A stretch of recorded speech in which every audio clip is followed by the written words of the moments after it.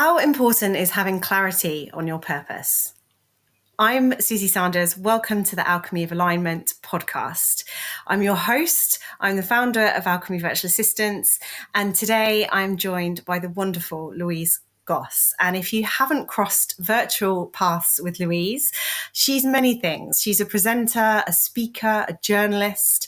She's a working from home expert. And she's also the founder of The Homeworker, which is a brilliant resource magazine. And it's all about making sure home workers are happy and healthy in their minds, bodies, and businesses. So, Louise, thank you for making space for me in your insanely busy life to come and talk about purpose and what that means. So, welcome to the show. Thank you very much. It's a real pleasure to be here. Thank you. Well, I've kind of alluded for those who perhaps might not be familiar with you, and I'm sure there are a lot that are, but tell us a little bit more about where your energy goes these days. What is it that you've been up to? Apart from being the mum and the wife and all of that stuff and the business. So yeah, as you've mentioned, I run the Homeworker. So I think my focus has been and is on that platform. It's very much about creating content and resources and giving people who work primarily from home, or it could be, remote hybrid, I guess some resources, tools, inspiration and support for their working lifestyles, just because I think it's one of those areas that, so many people are doing it now. And I have to say, this did start pre-pandemic, which a lot of people don't realize. A lot of people think this was something that came off the back of the pandemic when everyone started working remotely, but it didn't. I started it just before because I just think there are a lot of people who do work from home, and it can be quite an isolating experience, quite a lonely experience sometimes. And we also just need to really make sure that we are taking care of ourselves, because I have a phrase, if you like, which is healthy mind, healthy body, healthy business. And I think they're all just so interconnected, and you've got to have those good foundations in place to be able to build on anything successfully. So that's kind of one of my key kind of areas of focus, if you like. And whenever I'm creating something for the Homeworker, that's what I go back to, is like, is it addressing one of those needs? Oh, amazing. Thank you for sharing that with us. And I couldn't agree with you more. Everything starts with us, doesn't it? And I hadn't mentioned the motherhood and the responsibilities, but obviously, that in itself, particularly, I'm well aware that you were running before COVID, but obviously when lockdown happened, I should think that you were insanely busy with what you were doing. And equally, I've been choosing to work from home before lockdown, but it's been really interesting how the world has changed so much since then. And when we are working from home, when we are caring for our families as well as building businesses, like there's so many things to consider and get right and do and say. And I love that you've already mentioned there that link back to kind of, it sounds like that mantra or that purpose that you have in your business. Is that or am I picking up on something that's not there? No, I mean that is sort of partly, I guess, you talk about where my energy goes, but when you're talking about purpose, and you're talking about the importance of clarity, of having purpose, and I think in answer to that question, in summary, like, it's really important. But as to why, I think basically it is our having a really clear purpose. I guess it gives you that driving force every day. So if you understand that, you've always got something that can help direct you in a certain way. Because I think as business owners, we have so many decisions to make all the time. And, if you're ever feeling a bit stuck, or there is a particular challenging period, if you go back to your purpose, that can often help you understand which is going to be the best direction to go, which is going to be the best solution. And I think the other thing with purpose is how important it is to have that underpinned by your values, or at least have your values are sort of crucial in how you achieve that purpose, I suppose, is the how you kind of go forwards in everything you do, and like how you're working, the decisions that you're making, because I think that alignment with your values and your purpose is so crucial in order to feel really connected with what you're doing, and so to have that motivation and the stamina to keep going every day when you're doing it. So yeah, I think it all is all quite connected, I think, but clarity on your purpose, really important all the time, but particularly in those moments, those periods where perhaps there's a really difficult decision to make, or you're just feeling a little bit stuck, and you sort of go back to that, okay, what is my purpose? And it can be quite sort of uplifting and inspiring, and kind of renew the motivation for you. So, you know, at times like such as heading into New Year and that sort of thing, it can be really important to go, okay, well, what is my purpose? What do I want to achieve this year? What are my goals? Go back to your purpose. When you really understand that, it's going to be much easier to set those goals and kind of work towards the aspirations that you've got. Oh, I couldn't agree more, Louise. And so many important things there. The clarity, the connection to the values, the motivation, the fuel, the resilience, like all these things are so closely aligned. And with that clarity, has for you personally in your business and how you've grown the home worker, have you always had that clarity? No, I wouldn't say it's been. I think at the very beginning, it took me quite a long time to kind of really go, what is it I'm doing? Like, what is the right way to do this? And I think that's the other thing, is that over the years, you know, businesses evolve, you know, and we do take different paths and have to make different decisions, and you know, our life situation can change quite dramatically, and sometimes in my case that has happened. So, you know, you have to kind of readjust. So I think also going back to really thinking about your purpose sort of on a fairly regular basis is also really important, because it can shift, it can change. I mean, your values may not change, but the purpose and what you're feeling drawn to, and what's propelling you might change. So I think it's also really important to sometimes evaluate that, and you know, just so that you can sustain the enthusiasm and the motivation that you have of everything that you're doing.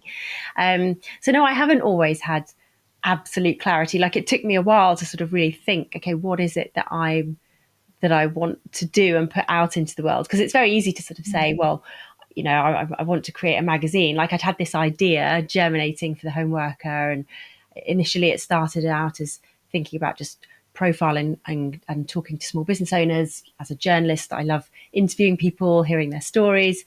And then as I started thinking through the idea of, oh, actually, what about if we're focusing on this home working and remote work aspect of it, which has been my experience for quite a number of years.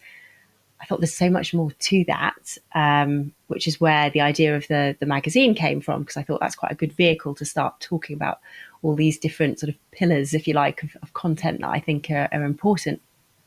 And that's when I started, I guess, gaining a bit of clarity over, okay, I can do that, but why? Why am I doing that? And why is it important? And I think my purpose stems slightly from perhaps my own experiences with, you know, I've had wobbles in the past with my own mental health, and I think many people have, and certainly know people who have.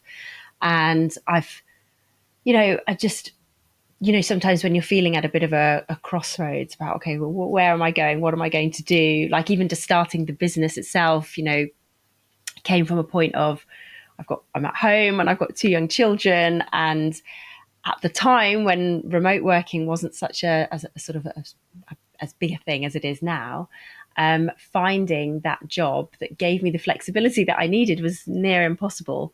And so in some ways it came down to, well, I'm going to have to set up my own thing, because that's the only option I have right now. So I guess that all of that came to, well, what is my purpose? Well, I want to support people in that position who are working from home or having to work from home or choose to. And I also want to support people with feeling good in their working day and feeling fulfilled in what they do. And I think a lot of that comes down to how we look after ourselves, how we go about our daily lives, the habits that we create, the work environment that we set up for ourselves, which is obviously very important when you're working from home. And just, yeah, how we're communicating with people, how we're, there's so many different facets, aren't there, to kind of just our working lives generally. And then you add in the sort of working from home without the infrastructure and routine of the office.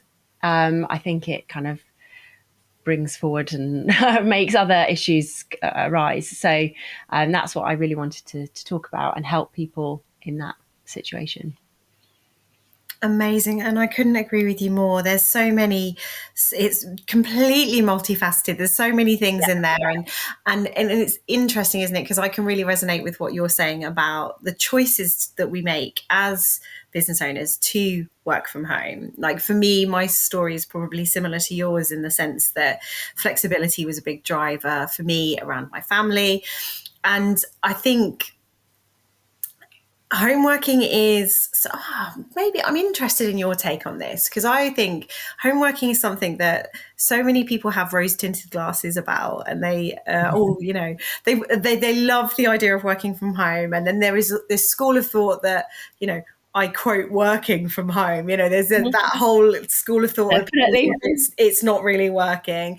But would you agree if I said actually working from home can be quite challenging, for most of the reasons you've mentioned there about like mental health, isolation? You've got to set yourself up, and boundaries, like mental boundaries. Yeah.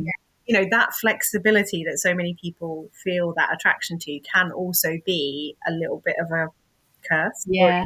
Oh, yeah. No. And I mean, I guess if it was plain sailing and everyone could just do it so easily, people might not even need a resource like the home worker, right? Because that's like part of the reason is that it does have challenges, and there are different challenges sometimes to working in office. Like work generally has challenges, but you add in the sort of the home working into the mix, and it can throw up a few more. Having said that, yes, there are loads of perks, and I think the flexibility obviously is key. And I could talk forever about why having the option to work remotely in certain situations, I think is crucial for so many people and so many different sort of portions of the working population. We can talk about people with disabilities or people with caring responsibilities, and all the people who require flexibility, who are otherwise potentially having to remove themselves from the workforce, which is a real shame. But yes, it does have challenges. I think that, going back to sort of my purpose with it and this sort of healthy mind body business, the way I do that is basically I want to help people make those small, sometimes not massive changes, but positive changes to help them have that sort of fulfilling, healthy, happy working life. It's there's another thing that I sometimes say, and with flexibility, with great flexibility comes great responsibility. That's what I say, because you do have to have so much more, I think, self-awareness and self-leadership when you're working from home. You've got to be responsible for yourself. You can't rely on other people around you in the office all the time. You can't always rely on having a line manager within your line of sight telling you what you need to do, or there is a lot more self discipline required. So again, and that comes again down to things like how you're setting yourself up, and your routines and your habits, and the way you're looking after yourself as well as a person. There's a brilliant lady I know who is a regular contributor to the Homeworker magazine, and I speak with her quite regularly. She's become quite a good friend, and she's an amazing person. She's a clinical psychologist, and she called Dr. Stephanie Fitzgerald. She's also written books, and she's, such a wealth of knowledge and information when it comes to sort of the mental health aspect and well-being in the workplace in particular. And I always remember her doing an interview with her, and her saying how there can be sometimes a perception that we're going too far with the well-being stuff, and sometimes people just have to get on and do the work and put in hard work. And I don't disagree with that. We all do. Everyone knows you need to work hard. We're not talking about well-being in a sense of, oh, just take a day off and don't do anything. Occasionally you might need to take a day off, but I think, and her point was that well-being isn't anti-work, and I think that's a really important point, and something that I really, I guess, work around when it comes to doing the stuff for the home worker. It's yes, I do talk about looking after yourself and your mental health and your physical health, and there are so many things that contribute to that, such as your ergonomics and your work environment, for instance, and how often you're taking breaks from the screen, and all these little things. But yeah, it's still, we also still want to be productive, but the way we are productive is by making sure we're rested and we've got water on our desk, and we're looking after these, having these small habits and little rituals and things in our day, which are so key, but we sometimes forget about them and then wonder why we're suddenly really tired and we're losing focus, and that's, so I think for me that's really important. It's that they really go hand in hand, your productivity and your well-being, and we don't and we shouldn't be ending our working day feeling completely exhausted, because we're having to work every single day, for most of us, and the general population, Monday to Friday, we're at work, we're doing our jobs. And if that job is actually draining us and fatiguing us and making us feel rubbish, that's not great. So again, that's something that I was really keen to kind of help, with the home worker. Yeah, I love that statement. Well-being isn't anti-work, and that concept of work shouldn't be draining us. And I'm wondering what you said earlier with how important having clarity is on your purpose and how that fuels you, and connecting to that. I'm wondering what part, in your perspective, purpose plays on our happiness and our energy levels at work. Well, I think it can play a huge part, because I think if you don't even know what the purpose is, and then second, if you're not really feeling connected with that purpose, then it can feel like you're just working for working's sake. And I think if you're running your own business and you work for yourself, I think sometimes it's actually much easier to go back to that purpose and connect with that, and know what it is, because it's something that you're setting for yourself and the reasons why you're doing what you do.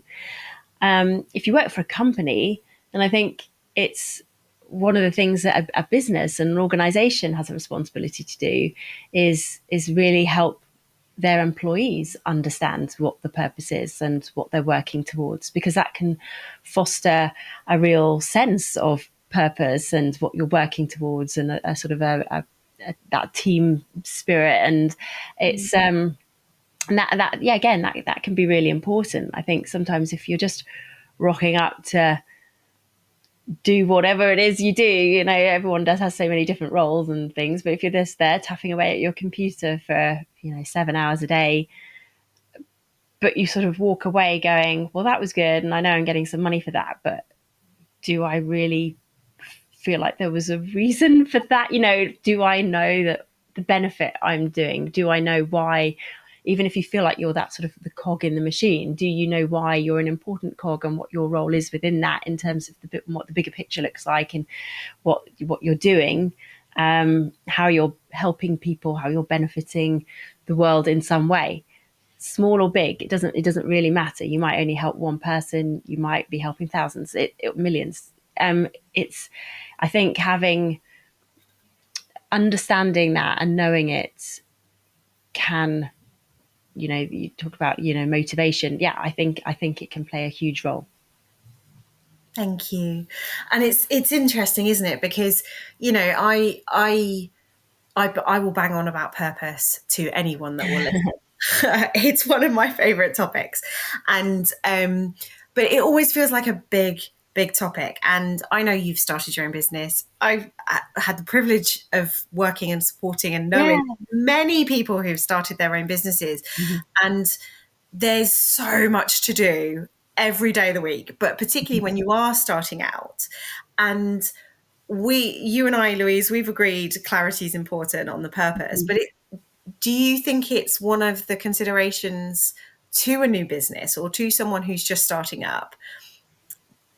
Is what's the point an important part of a startup, do you think, of the journey? Or is it something that comes later? Yeah, I would say it's fundamental, really. Yeah, why are we doing this? I mean, it depends, because your purpose might be, I just need to make some money. I'm not saying that's a good or a bad purpose, but if that's, or maybe that's not the purpose for you, and in your like ultimate, in the world, but it might be in that moment the reason you're doing what you're doing is because I just need to get some money in the bank, and it might be selling something on Amazon, and whatever it is. In that situation, is having a really deep and meaningful purpose going to be the first thing you think of? I mean, I don't know, but then perhaps understanding why you need that money and what you're going to do with it, that's, then that becomes the purpose and what driving. But I think if you're setting up something from the ground up, and you've got plans to scale it, and you've got, a real, you want that drive behind you, as I say, to sustain the motivation and the stamina that you do need when you're starting a business. Then yeah, you do need to understand. You've got to kind of, it might be something you need to look at or read every day, just to kind of get you up and going and go, I'm going to get through these hard bits, because I know that what I'm doing is really important. As I say, there might be situations where it's like, I just need to do this right now because I've got to make some money or whatever it is and make ends meet. But I think having it from the outset is, yeah, if you're starting up a business, then yes, I would say definitely important. You said, does it come later? And I think, as I mentioned before, it might evolve, it might change. You might decide that actually, my purpose has shifted slightly. What I realize is important, or what I value has changed, and therefore I want to shift my purpose, and maybe that means I do something slightly differently. But yeah, and that's easier when you're working on your own or in a very small business. I think if you're like a huge business, it's quite suddenly hard to make that quick change. But yeah, I think understanding it and having that kind of as the thread that weaves through everything that you do is yeah, it's very important. And I think that's a really, really beautiful way of looking at it, and having that thread that's kind of weaving through. And in the weaving, like everything changes, doesn't it? Our businesses change, we change, it all moves. And can I ask, Louise, would you be comfortable sharing any kind of little habits or rituals or anything that you've found that's helped you keep connected to that purpose? As the days, weeks unfold, and we have countless things thrown at us, and the to-do lists are growing and the demands are changing, is there anything that you found really helpful to keep that kind of clarity, that connection, that I think when I first started, I had a board up in front of me, and it was near my desk, and I'd have things written down. And I think you can do this like as a vision board, or you could do it or just having it up, pinned up somewhere. because if it's there and you see it regularly, it's almost like ingrains within you, that's why you're doing, and it can inspire you, and it can and that can help. Um, Now, in terms of rituals for my purpose, I think about it quite regularly, but probably more so when things do feel tough, and or at the moment I'm actually going through a bit of a change, and I'm looking at how I move things forward next year with the magazine and how I deliver things. And we've had quite a big upheaval personally in our family recently, so that's been a bit of a catalyst as well for kind of like, how am I going to change this and manage things moving forward. So again, I've often found myself reflecting on the purpose, because any change that I make, I still need to make sure that it's kind of aligned with that. So I think, you know, what I found useful, perhaps more so in the beginning than maybe what I do now, although I probably should do it now again, is having it sort of there somewhere visible that you can read. And I'm a huge fan as well. In the morning, I quite like to do some yoga and some stretching and that sort of thing, and that's how I like to start my day. It's quite gentle, but it means I'm not getting up and looking at my phone first thing, and just the day starts on my terms. That's what I like to think of it as. And even if I only have 10 minutes to do something, it's 10 minutes well spent, just having that time for myself and settling into my day. And I find moments like that. So for instance, in doing yoga, I will find myself sometimes drifting into kind of, what have I got to do, or da da da, and it's meant to be this sort of like mindful practice where I'm like not thinking about that and I'm in the present moment. But I find those times are also when I might start reflecting again on what it is I'm doing and why I'm doing it. And so I think the morning for me is quite a key part of my day, and in terms of some of the habits and rituals that I do have, because it's the one point in my day that I can just have that time to myself. Like, you're not in the throes of work and everything, and emails and everything else that you get bombarded with throughout the day. And once I do school pickup in the afternoon, then again, I'm sort of now then in school mum mode and take taxi driver mode and everything else. So that sort of, if I can, 20 minutes, half an hour of time for myself where I can think about that a bit more, or I might spend that time even doing a bit of journaling, or I might sometimes do a bit of journaling at the end of the day as well. I find that quite helpful. I think having those sort of bookends to your working day can be really good. It's kind of like a way of starting your day and then finishing your day. You talk about boundaries and things that you need to do when you're working from home, and I think one of the hardest things is not so much getting going, but actually stopping, because work is always there. And so actually I like to, having some kind of rituals to kind of close up your day can be really helpful. Oh, it's so, so important. I used to refer to that as the working from home commute. I Yeah, used yeah. Some to, people do that, don't they? You just yeah, go out the house, walk around the block for 10 minutes, or do something that gets you out of the house and come back in.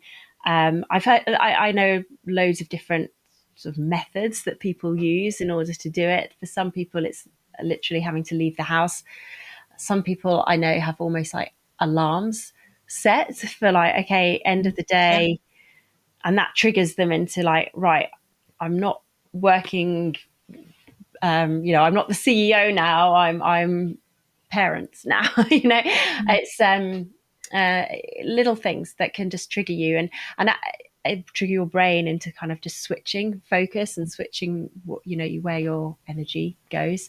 I think inevitably, and again, talked about the importance of flexibility. Sometimes I like to be able to do a bit of work in the evening because I need to and I want to, but that's my choice to do that because I've spent a couple of hours after school doing things, so then I want to go back and do a little bit in the evening and just get myself prepared for the next day. But yeah, having those boundaries, having those little ways to just switch, flick the switch is quite useful. Yeah. And I know, I mean, loads of people share with me sometimes their little habits. I know someone who has a special mug. They have a working mug, a workday mug. And when they finish a working day and they put that mug away, that's, work is over. It's like their work coffee mug. It's like, I suppose if you're in the office, you've got a coffee mug, and that goes away and then you leave. She has a special mug for work, and then, once that's put away, then then the other mugs come out, I guess. And she's in relaxing mug mode. Oh, I love that though. I love that. And yeah. It's not for the faint-hearted, is it? That's that working from home, the mental switches between the different hats we wear or the labels we have or the responsibilities we have. It's not for the faint-hearted. And it's important that we all find our own little ways. That's it. You find what works for you and you experiment, and you can make it fun and enjoyable, and kind of, because along with the challenges, you can then find yourself embracing the perks and all the benefits that do come with it, and the fact that you can sit in your slippers and work and be cozy and comfortable. And you talked about wanting to go and sit in the living room for a bit because you felt like you needed a cozy space, and you can do that. And obviously with the home worker, I don't condone sitting from the sofa and working for 7 hours a day, obviously not, but sometimes it's nice to be able to change your location and your environment. And I think that's also really important if we're talking about home working and things that are useful. I think sometimes going to a different room to do a different task or whatever it is, you might have a chair to go and do your reading, or you might have your desk for certain tasks, or you might go and do something else from the kitchen on the laptop for a bit because you're, I don't know, watching the dinner cooking or something. And that's not to be a distraction. It allows you to flex your work around your life. And I think that's just so important nowadays for people. And the office still has a place. Like, I'm not somebody, this is something I actually find quite important sometimes, is people think that because I run the home worker that I'm absolutely, everyone should be working from home and that's the only way. I'm like, absolutely not. I agree that I think having the choice is important if it's available, as and in the nature of your job. But I don't always enjoy working from home, and I will take myself off and I'll go to a co-working space or I'll go to a coffee shop for a bit. And that's the beauty of flexibility, and it allows me to do my best work because you get to know yourself really well. And I think that's, again, going back to that point about self-awareness, self-leadership. You kind of have to take responsibility for yourself and understand yourself and what your needs are, and then that will allow you to, again, do your best work. Yeah, to do your best work. And choice kept coming back up for me countless times. There is having that choice to do your best work, and that's, to me, regardless of where you're working, yeah, that's the important thing, isn't it? Having that choice so you can show up for yourself and be the best that you can be. Yeah, because work is something you do. It's not a place. We've heard that probably quite a lot since people have started talking about remote working. Some people love the office. Some people love going in and they love the social aspect, and they think that they do their best work there. So if you've got the option to do that, and that's where you find yourself most comfortable and productive, then good. Go, then that's fine. Like there's no.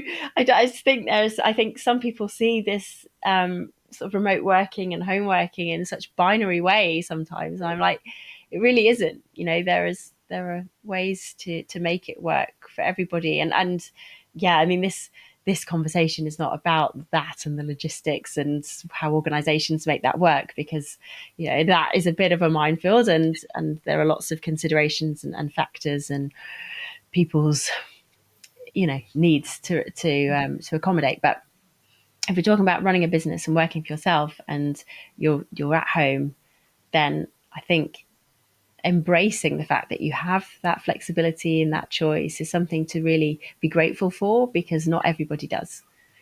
Yeah. Oh, Louise, thank you. And that feels like a good place to pause on our conversation for today, because I know we could both talk endlessly Yeah, on absolutely. all of the different little pockets that we've stumbled across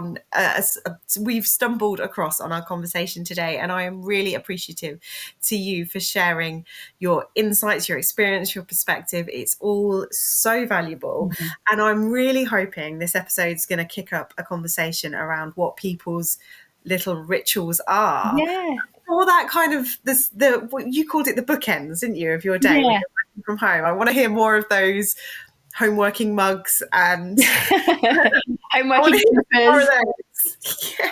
Yeah, yeah. Lighting the candles, blowing the candles out at the end of the day, that sort of thing. Yeah, Just little. that I love that one. Again, it's those little cues that we can give Mm, ourselves, isn't it? So yeah. I am really grateful to you for being here, Louise, and Oh, I am pleasure. so thankful for those either watching or listening. Your time and energy is precious, and I'm really grateful that you've spent it with us today. Thank you for being here. Thank you again, Louise. No problem. We'll be back in your ears, hearts and minds with another episode again soon. Thank you. Yeah, bye.